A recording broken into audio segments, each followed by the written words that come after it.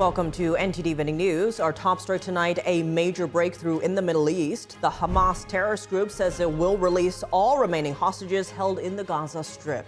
The group has agreed to parts of President Trump's peace plan and says they are ready to negotiate. Jason Perry with the details.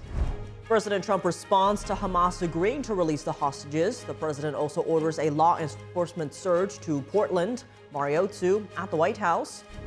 For a fourth time, Senate Democrats rejected a bill that would keep the government open. Republicans are calling on rank-and-file Democrats to break from their leadership to avoid chaos in the federal government. Luis Adorno Martinez has the latest from Capitol Hill. Police accidentally shot a victim as they shot and killed a terrorist attacking a synagogue in Britain. The victim was barricading the door to stop the attacker from entering. His family praising him as a hero who courageously gave his life saving others. And Sean Combs is sentenced to over 4 years in prison. What the judge says about the case.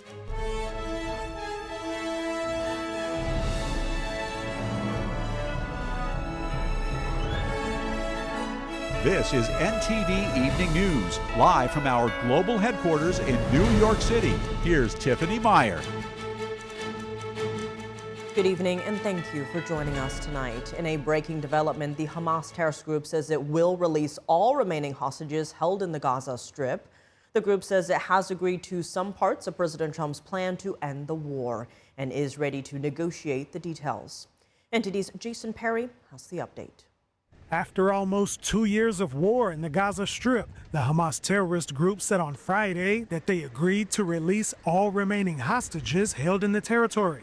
President Trump posted a copy of the statement Hamas issued in response to his plan to end the war in the Gaza Strip. This comes soon after Trump set a Sunday deadline for the terrorist group to accept the deal. However, Hamas has not accepted all 20 points of Trump's peace plan, and they said they're ready to negotiate the details. In the statement, Hamas said it, quote, appreciates the Arab, Islamic, and international efforts, as well as the efforts of U.S. President Donald Trump. The group reiterated that the hostages would be released in exchange for prisoners. Hamas also said it was ready to hand over the administration of the Gaza Strip to a Palestinian body of independence. However, the statement did not say that Hamas had agreed to lay down their weapons. If Hamas follows through on its statement, families of hostages will finally reunite with their loved ones, and residents in the Gaza Strip will have the opportunity to move toward a peaceful future. This breaking development comes just days before the 2-year anniversary of the Hamas terrorist attack on October 7th, in which they killed over 1,200 people and took about 250 hostages back to the Gaza Strip. Meanwhile, in Israel, over 40 boats were recently intercepted and over 400 pro-Palestine activists were detained. Israeli officials have been processing and deporting them. The activists who were on board the flotilla said they wanted to break Israel's maritime blockade and deliver aid to residents in the Gaza Strip. Organizers of the flotilla had rejected a proposal from the president of Italy to drop off the aid supplies in Cyprus for distribution to Gaza by another organization. And now that the activists have been detained, a spokesperson for the Israel police said they will collect the aid from the boats and make sure it's delivered safely to residents in the Gaza Strip. And while processing what he said was one of the largest boats in the flotilla, he said this. And while we're processing this boat, there's one thing missing, guys. All this aid that they were supposed to bring into Gaza, which explains one thing to me, I'm sure it explains to you, that when we and multiple other countries offered them to take this aid and bring it to the Gazans, we could facilitate its safe arrival, they flat out rejected it. And now we know why, because it was never about bringing aid to Gazans, but it was all about the headlines and the social media followings. Jason Perry, NTD News. President Trump responding to Hamas saying it agrees to free all the hostages, and the White House eyeing aid cuts to Portland as it accuses the city of allowing anarchy. Joining us now live is NTD's Washington correspondent Mari Otsu. Good evening, Mari. What is the president saying about the Gaza peace deal? Tiff, good evening. President Trump, in response to Hamas's statement, is ordering Israel to immediately stop bombing Gaza so that the hostages can get out safely. And this is coming as Hamas says that it agrees to release all of the hostages, both alive and dead, under President Trump's peace plan. Hamas also says it's ready to start negotiations. However, Republican Senator Lindsey Graham notes that Hamas fails to agree to disarmament, which was a key demand, a key Israeli demand in the peace deal. And Hamas is tying that hostage release to further negotiations. But President Trump says he believes that Hamas is ready for, quote, lasting peace. This is coming just hours after President Trump this morning took to Truth Social, giving Hamas until 6 p.m. on Sunday, Washington time here, to agree to his peace deal, threatening Hamas with a military onslaught if it didn't agree to that. And the president now says that discussions on details are currently being worked out. Tiff? I mean, it sounds like a huge breakthrough and a lot to keep our eyes on there. Moving to domestic issues, though, Mari, what is the White House saying about the anti-ICE protests in Portland? Sure, Tiff. The White House today is saying it's promising that law and order will prevail in Portland, Oregon. And in the briefing today, Press Secretary Leavitt said that she's spoken to President Trump today about reviewing federal funds that could potentially be cut from Portland. She also says that a surge of ICE and Customs and Border Protection resources will be surged immediately to Portland. Listen.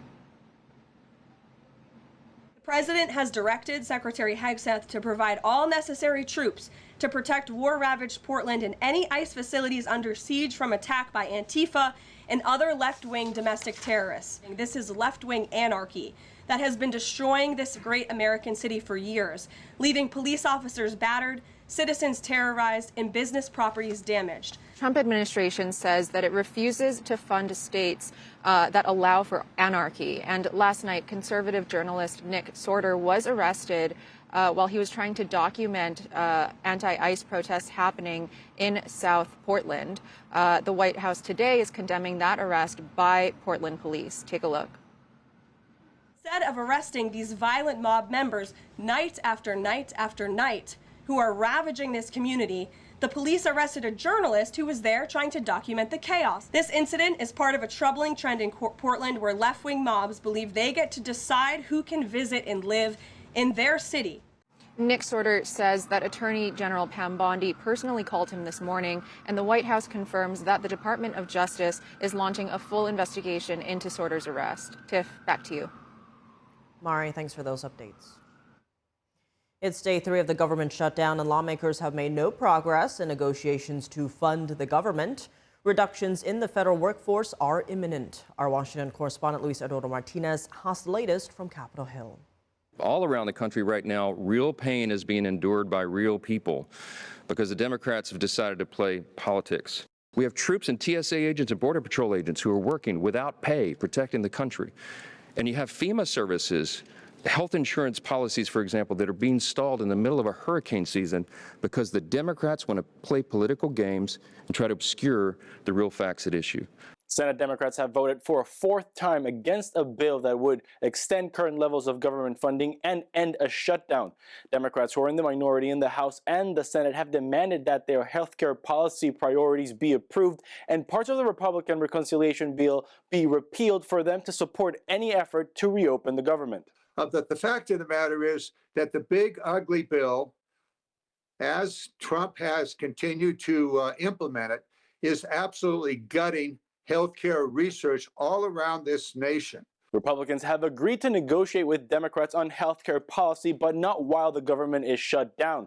Republicans have rejected repealing parts of the reconciliation bill they passed earlier this summer that closed the loophole that allowed for illegal immigrants to access taxpayer-funded healthcare. We challenge them. We challenge them to tell us why they're not trying to give illegal aliens healthcare again when they put it in their own bill. Senate Minority Leader Chuck Schumer is facing criticism for past comments he made regarding government shutdowns. As early as March, Schumer rejected government shutdowns. What if I persuaded my caucus to say I'm going to shut the government down, I'm going to not pay our bills unless I get my way? It's a politics of idiocy, of confrontation, of paralysis. Shutting down government over a policy difference is self-defeating. We can never hold American workers hostage. The pressure is now on rank-and-file Senate Democrats. There have been already 3 Senate Democrats who have broken with leadership to support Republicans to reopen the government. Those are Senator John Fetterman, Angus King, and Catherine Cortez Mastos. Have a majority of senators, 55 senators, have already voted for this clean, short-term, nonpartisan CR. As the Speaker said, no policy riders, no gimmicks, nothing in here that benefits Republicans. This is a straight-up 7-week funding resolution, and we need it to keep the government open. And the Senate will vote again on Monday on a continuing resolution to reopen government. Reporting from Washington, D.C., Luis Eduardo Martinez, NTD News. White House Budget Director Russ Vought today said over $2 billion in Chicago infrastructure projects has been put on hold. Vought posted on X that the aim is to ensure funding is not flowing into race-based contracting. The pause affects a long-awaited plan to extend the city's Red Line train. The move expands funding fights that have targeted Democratic areas during the government shutdown.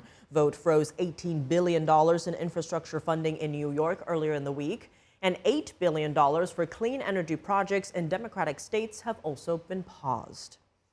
With billions in transit funding for Chicago and New York now on hold, how will this work as leverage during the government shutdown? Hear from our panel tonight on Capitol Report at 7 p.m. Eastern Time. And an update on the Yom Kippur terrorist attack in the UK. Police say they accidentally shot and killed a victim during their response to the incident. The man was helping to barricade the door to stop the attacker from entering a synagogue and was hit when police shot and killed the terrorist. NTD's international correspondent Malcolm Hudson has more from Manchester. British police said they accidentally shot dead a victim and injured another victim in the terrorist attack on a synagogue yesterday here in Manchester. They said they did this as they acted to stop the attacker, who appeared to be wearing an explosive belt and was targeting Jewish people on Yom Kippur, the religion's holiest day. Officers shot dead the attacker, 35-year-old Jihad al-Shami, at the scene on Thursday. In a statement, police said 2 of the victims were also tragically shot as an unforeseen consequence of the urgent action officers took to end the vicious attack. Rabbi Daniel Walker described the scene as the terrorist tried to batter his way into Heaton Park Hebrew Congregation Synagogue. A number of us were holding the doors and making sure that he couldn't get in. And we did that until the police arrived. And then at some point after the police arrived, another 2 people were hurt inside the foyer. 53-year-old Adrian Dolby was accidentally shot by police as he helped barricade the doors. His family called him a hero who died in the courageous act of saving others. Al-Shami, an immigrant born in Syria, drove a car into pedestrians and then began stabbing people. He was heard to shout, "This is what they get for killing our children," as he tried to get inside the synagogue. 66-year-old security guard Melvin Kravitz was murdered in the attack. 3 more victims are in hospital, 1 stabbed, 1 hit by the car, and another accidentally hit by a police bullet. Al-Shami was reportedly on bail after an alleged rape. During a vigil for the victims, Deputy Prime Minister David Lammy was heckled by some in the crowd. You are all guilty. We do not want you speaking here today. Shame on you! Shame on you! The crowd accused the government of allowing anti-Semitism to grow in the UK and called for an end to ongoing, regular pro-Palestine marches. Speaking, Lammy made the same request for marches planned for this weekend. I ask them to reflect with all human dignity, grace and understanding, and to stop and to stand back. Thank you. A Jewish community leader expressed worries over the future of Jews in Britain. What we cannot get away from is that over 2 years now, these hate marches have been chanting lines alongside revolution intifada, globalised intifada, talked about hunting down Zionists in the street, and this is what that has always meant to the Jewish community, and yesterday our worst fears came true. He said many Jewish people are actively questioning whether they have a future in the UK. In response to the attack, the British government has vowed to redouble its efforts to tackle anti-Semitism. Malcolm Hudson, NTD News, Manchester. Following the attack, Israel's Foreign Minister Gideon Sa'ar spoke to his British counterpart Yvette Cooper and warned that the UK is at a crossroads for, quote, preserving its character. Sa'ar called on Cooper to oppose the pro-Palestine marches in the UK, which he said at times include explicit support for terror. The U.S. carried out another deadly strike against a speedboat in the Caribbean today. Defense Secretary Pete Hegseth said intelligence confirmed the vessel was smuggling drugs. He posted footage of the strike on X. Video showed a small boat moving in open water before it suddenly explodes. Hegseth said the vessel was destroyed in international waters off the coast of Venezuela. The defense secretary added that 4 men were killed in the strike. Trump said in a social media post that the boat was, quote, loaded with enough drugs to kill 25,000 to 50,000 people. The operation marked the 4th strike since President Trump deployed U.S. naval forces to the region this summer. It comes after the president notified Congress that the U.S. is in a non-international armed conflict with drug cartels. Sean Combs will be spending more time behind bars. A federal judge in New York City has sentenced him to 50 months. That's 4 years and 2 months. The sentencing was for 2 charges related to prostitution. Combs got credit for the 13 months he already spent in detention. That means he'll spend just over 3 more years behind bars. The rapper also got 5 years of supervised release and must pay a $500,000 fine. The judge said the evidence against Combs was, quote, massive and that deterrence requires significant sentence. But Combs was found not guilty of more serious charges, including sex trafficking and racketeering conspiracy. Prosecutors had asked for a sentence of 11 years and 3 months, while the defense argued for 1 year and 2 months. Coming up, flames were visible for miles in Southern California as firefighters battled a massive blaze overnight at a Chevron oil refinery. It was the 4th fire at the facility since 2016. Christina Corona has the details. And an app that lets users track and post the location of federal immigration officers has been removed from Apple's App Store. Jason Blair has the details on that when we come back.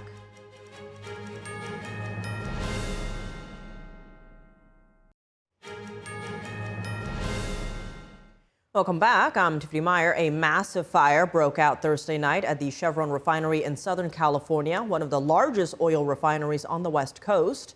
The cause of the blaze remains unknown. NTD's Christina Corona has the latest.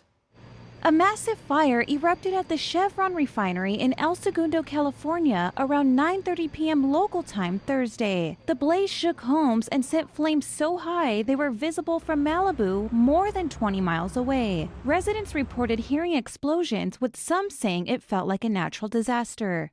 About 9:35, I heard a little explosion. It sounded like the start of a 3.0 earthquake, and that was it. And then a second later, there was another loud explosion, and it felt like a 5-point earthquake. I thought we were actually having the start of an earthquake.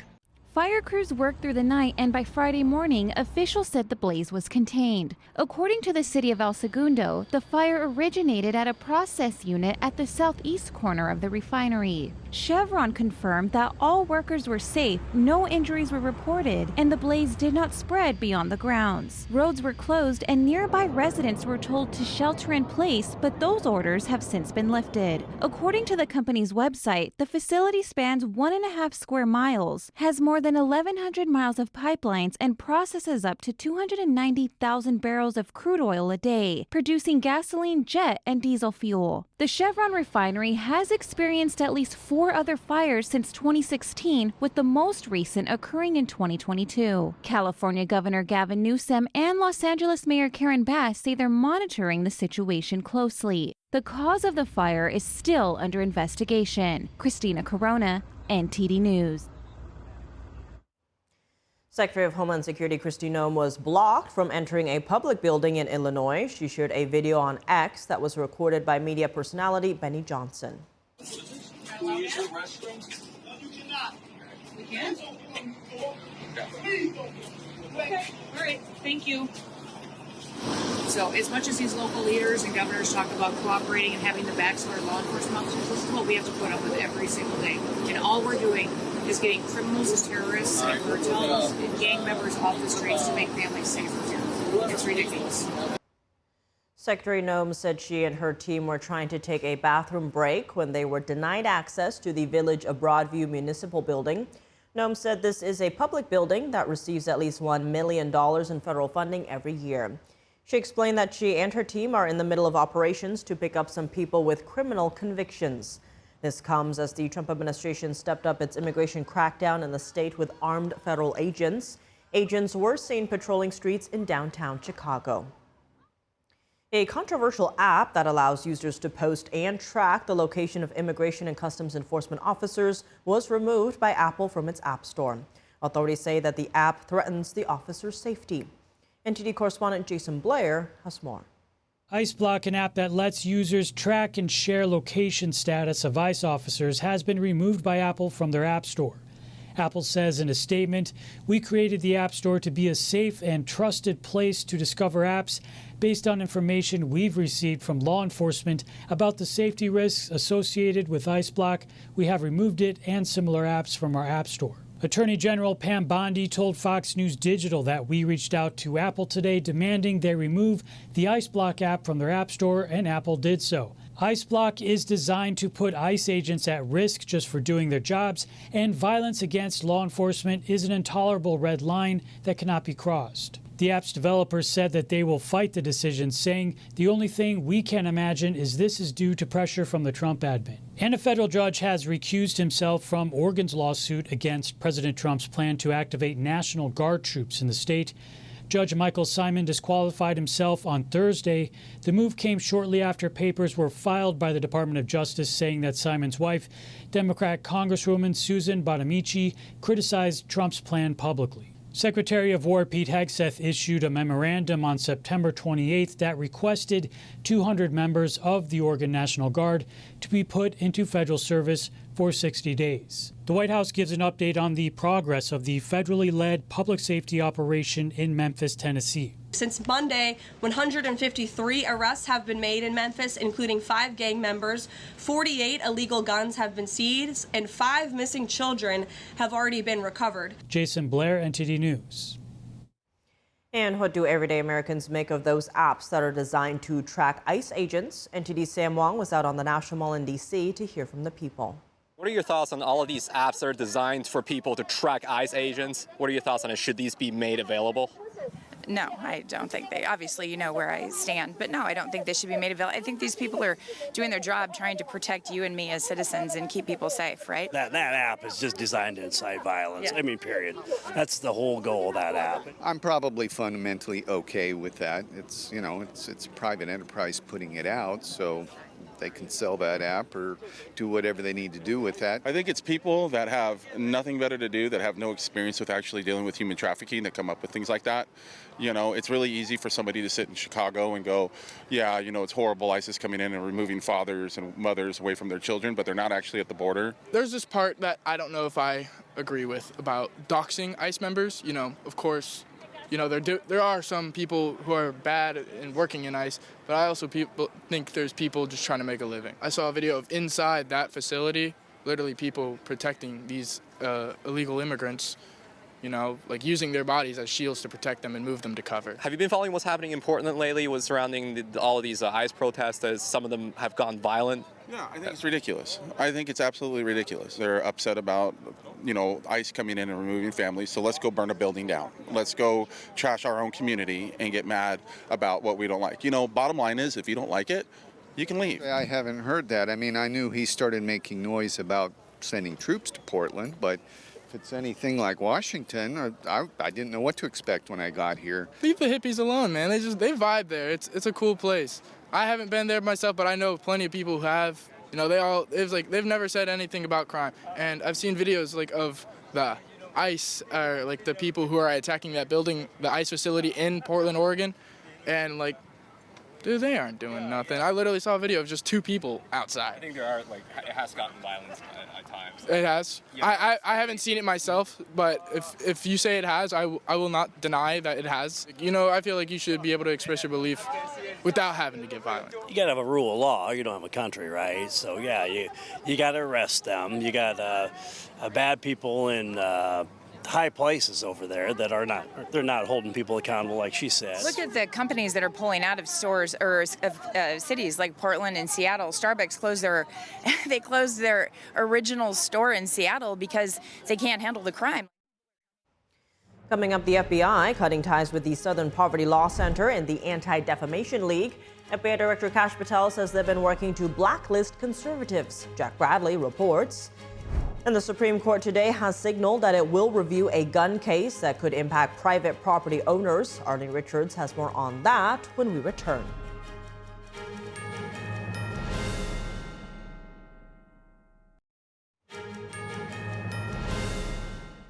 Welcome back. I'm Tiffany Meyer. The FBI is cutting ties with the Southern Poverty Law Center and the Anti-Defamation League. FBI Director Kash Patel accuses the organizations of masquerading as watchdogs while they've been working to unfairly bankrupt and ruin the reputation of outspoken conservatives. NTD's Washington correspondent Jack Bradley has more. The FBI is ending ties with the American Defamation League and the Southern Poverty Law Center. With the Southern Poverty Law Center, or SPLC, this is an organization that started off as a civil rights group, but in recent years, it's been labeling conservatives and faith groups on par with extremist groups like the Ku Klux Klan and neo-Nazis. They've even established a hate map listing all such organizations in each state. Patel wrote on X on Friday that their so-called hate map has been used to defame mainstream Americans and even inspired violence. Violence such as that in 2012, a domestic terrorist admitted to using this hate map to target the Family Research Council, a conservative Christian think tank in Washington, D.C. Now, how did you, this building, this organization, how did you find it? Or did you look it up online, or how did you know what? Southern Poverty Law lists anti-gay groups. I found them online. Okay. A little bit of research on their website and stuff like that.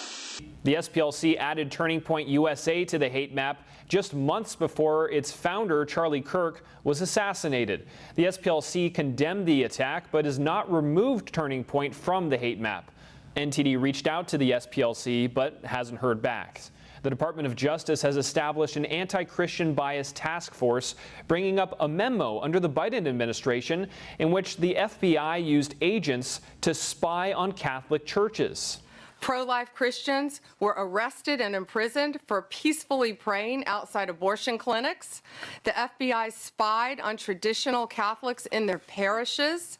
As for the American Defamation League, or the ADL, this is an organization that trains law enforcement in dealing with hate groups. Patel wrote on X this week that the former FBI Director James Comey wrote love letters to the ADL and embedded FBI agents with them, a group that ran disgraceful ops spying on Americans. Comey was indicted last week by the DOJ, and the ADL said in a statement in response to all this that it has deep respect for the FBI and law enforcement officers. The ADL used to conduct workshops with the FBI, and it still does with other law enforcement agencies. And behind all that, the ADL accuses Charlie Kirk's organization Turning Point of promoting Christian nationalism and labeling it far right. That page has since been removed from the ADL's website. For NTD News, I'm Jack Bradley. And joining us now to discuss these latest developments is Scott Wolter. He's the president of Capital Research Center and the author of Arabella, the dark money network of leftist billionaires secretly transforming America. Scott, thank you so much for joining us. To start, paint us a picture of how big the SPLC, what role has it played in influencing government and other institutions? Sure. Well, as your thorough report there explained, it has been around for decades, and it initially was created to go after the Ku Klux Klan, and it sued them and bankrupted lots of the Klan, and accomplished that very admirable mission. But what often happens with nonprofits is they don't go away just because they've accomplished their mission, and especially when they're as good at fundraising as the SPLC is. Now, it has been used not just by the FBI, although that would, of course, be the most outrageous use of it, that the FBI, under Democrat administrations at least, has taken its hate map seriously, even though it includes all kinds of mainstream groups like Moms for Liberty and Family Research Council, Focus on the Family, whatnot. But it's been used by many others. Like, if you remember, Amazon had a Smile program where you could donate a few pennies from each order to a charity you liked. Well, Charity couldn't be listed if it was on the SPLC's hate list. Hyatt Hotels has refused to let people on the hate list use their facilities. Eventbrite, right, which helps people organize little local events, they've used it. PayPal has used it. So it's had a huge and very deleterious effect, even though it's literally tied to a shooter at the Family Research Council. And by the way, when they first put Family Research Council on the map, the Washington Post's most obnoxious left-wing columnist did a great column saying, this is just ridiculous. Family Research Council is a perfectly ordinary mainstream Washington, D.C. advocacy group. He didn't agree with it on much of anything, but he also thought the idea of claiming that it's the same thing as the Klan is insane, and it is. A lot to unpack here for sure. Now, the SPLC issued a statement today, but did not directly address Patel's comments, instead saying that the organization, as you mentioned, has shared data with the public for decades and remains committed to exposing hate and extremism. Now, what impacts do you see the FBI's announcement having on the SPLC and its future? Well, I think its reputation has been eroding in recent years because there have been such powerful criticisms of it. There's a whole book by Tyler O'Neill on the SPLC that I would recommend anybody who wants to go deep on this. But I think it's wonderful that the FBI is doing this because people need to know how ridiculous the SPLC has become. Now, I want to go into the money side because a report by the Daily Signal says IRS filings show the organization has an endowment of over $700 million with over $30 million in offshore accounts. Where is this money coming from? Do we know? Yes, one of the founders of the place, although he has since had to leave after being disgraced by sexual harassment problems, Morris Dees, he was a genius at direct mail fundraising. And apparently it is very easy to scare liberals into thinking fascism is coming to America and the Nazis are going to get us all. And the only thing standing between us and a Nazi regime is the SPLC. Donate here. Now, as you mentioned earlier, right, the SPLC has a long history of quite a lot of influence from different administrations using it to Amazon Smile, as you mentioned earlier, using the hate map. Generally speaking, though, can these kinds of relationships lead to a conflict of interest? This is, both in the case of fundraising and in the case of trying to get companies and government agencies to pay attention to them. You have to always be bringing something new, right? So, for instance, Focus on the Family, which is just a mainstream conservative Christian group, for years, SPLC would brag, we don't have them on our hate list. And then and that shows that we're not, anti-Christian. And then this last year, they put them on the hate list. So, they have to keep upping the ante to get the dollars from the donors and to get more business, as it were, from companies and government agencies.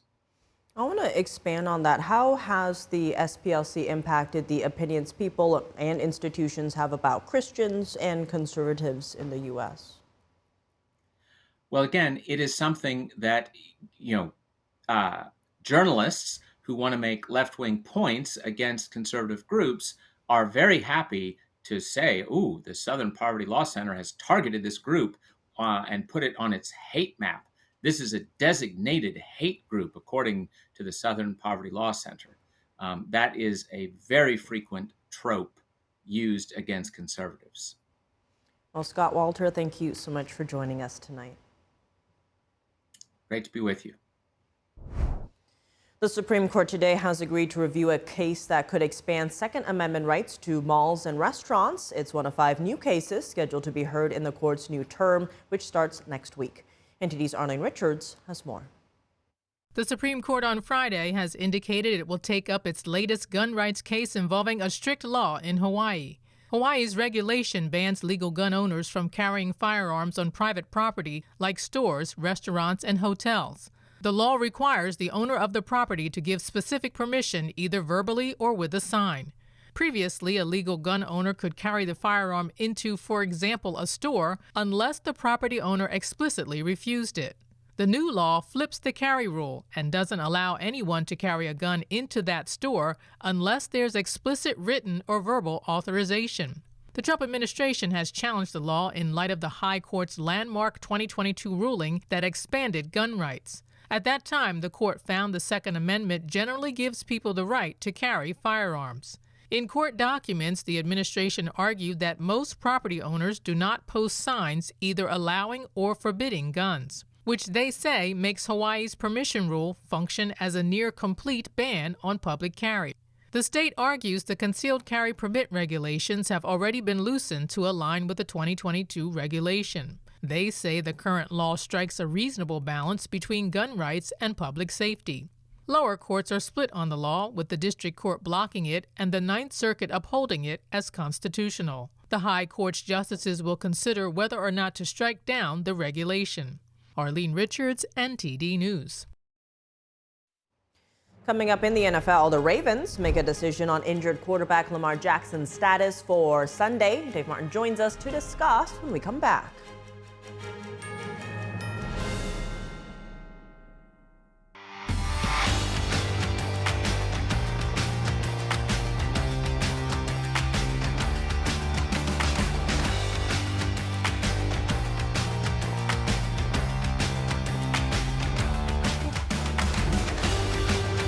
Now for your sports news, we're joined by NTD's Dave Martin. Dave, plenty going on right now, but let's start in the NFL as former MVP Lamar Jackson will miss Sunday's game against Houston because of a hamstring injury.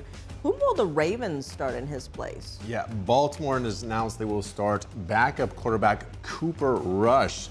Now, Rush filled in for an injured Dak Prescott last year for 8 games for Dallas. Cowboys actually went 4-4 in those 8 games. Rush, meanwhile, completed roughly 60% of his passes through 12 touchdowns against just 5 interceptions. So he filled in admirably there, but he's got some very big shoes to fill this time around with Lamar Jackson. Jackson has won a pair of MVP awards. And even though the Ravens are just 1-3 this year, Jackson leads all quarterbacks in a number of passing categories, including quarterback rating and yards per attempt. Of course, Jackson can also hurt teams with his rushing ability. The guy's already a 2-time 1,000-yard rushing yard player. That was back in 2018 and 2019. But Jackson missed every practice this week after leaving the second half of last Sunday's game against the Chiefs with that hamstring injury. And he won't be the only Raven that misses this game. Baltimore will also be without All-Pro linebacker Roquan Smith and All-Pro cornerback Marlon Humphrey, among other players. The Ravens, even though they're 1-3, placing 1-3 Houston, they're actually going to be 1.5-point favorites at home. So the Baltimore shorthanded this week, Tiff. Well, shifting now to baseball's playoffs, Yankees rookie Schlittler was very impressive last night in his playoff debut. Yeah, Schlittler got the start in last night's winner-take-all Game 3. I mean, basically, this is like a Game 7, and he was pretty incredible there. Pitched 8 shutout innings for the Yankees against their Boston rivals. Struck out a dozen batters as the Yankees won 4-0. So New York advances to the division series now. Well, they will face Toronto in the next round. Now, meanwhile, Schlittler made his major league debut less than 3 months ago. You'd never know it with his performance last night. Did not walk a single batter in 8 innings. In fact, the Red Sox only had 1 at-bat with a runner in scoring position. And meanwhile, those 12 strikeouts, meanwhile, most ever in a winner-take-all game in baseball postseason history. Now, incidentally, Schlittler is from the New England area. Grew up a big Red Sox fan. They just ended up helping his team, or his former favorite team, get eliminated as a member of their rival Yankees. So quite a turnaround last night it must have been for him. He certainly, obviously, is part of the Yankees now, and we're rooting for them, obviously. But I can't imagine going against my childhood favorite team, like the Royals. So, of course, they would love to see me on the mound, by the way, obviously, though. But quite a performance there by Schlittler. So we're looking forward to some salty fans. Elsewhere in baseball, though, we had 2 other winner-take-all games yesterday, with the Cubs and Tigers each advancing to the next round. Yeah, Cubs beat the Padres last night 3-1. There was a little drama, of course, in the 9th inning on a disputed strike 3 call. Hopefully next season we will not have that issue with the new challenge system that's set to be in place. So Cubs, meanwhile, will advance to move on to face the Brewers. And the Detroit Tigers eliminated the Cleveland Guardians with a 6-3 win. Now, in the regular season, of course, Cleveland made that huge comeback just in September. They were down 11 games to Detroit in September, came back and actually won the division. But Detroit turns the tables here in the wild card round. They move on to face Seattle next. So in the American League, Toronto versus New York, Seattle against Detroit. In the National League, it'll be Chicago versus Milwaukee, and LA against Philadelphia. And all 4 of those series, Steph, will start tomorrow.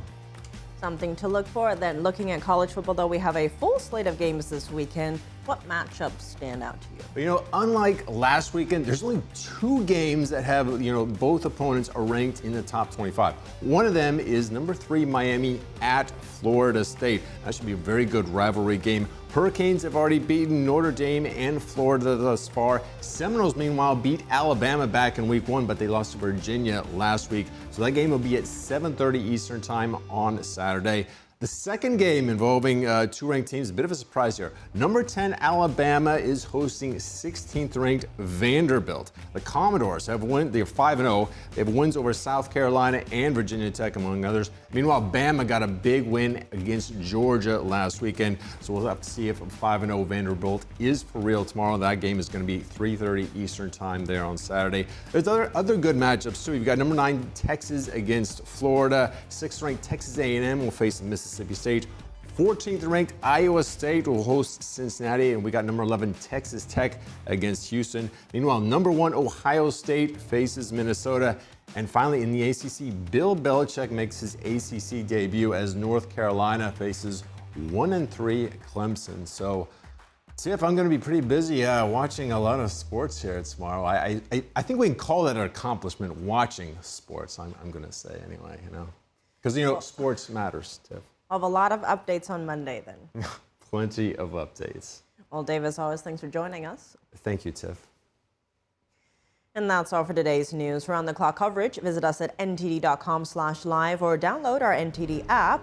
Thanks for tuning in. I'm Tiffany Meyer. Good night.